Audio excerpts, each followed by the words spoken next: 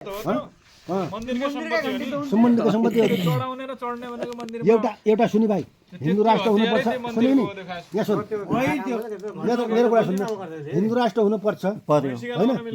यो घन्टी हिन्दू राष्ट्रको चिन्नु हो भने उनले पार्टीमा बजाए तापनि होइन त्यो बज्ने त कुनै गोठानमा बज्ने होइन होइन मन्दिरमा बज्ने हो होइन गोठामा बज्ने कि गाईका मुन्टाको बज्यो अन्त त बज्दैन गाईका र भैँसीका घाँटामा बज्ने त घाँडो हो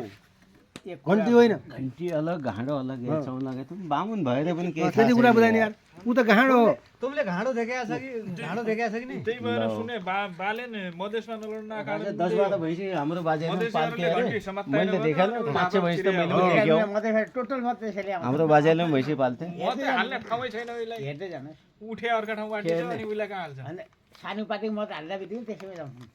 आउने त्यसैले चलाक भइदियो त मधेसमै लड्डो तपाईहरुले अत्याधिक मतले जित्थ्यो के मधेसमा लडे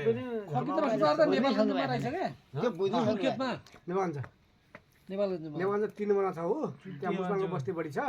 ए गाई काट्ने एरियामा छ गाई काट्ने एरियामा त्यो बोलेपछि त्यो मुसलमान मलाई भोट दिन्न भन्ने भनाइ उसको जित्दैन त्यसलाई जिताउनु त्यो जित्दैन जित्दैन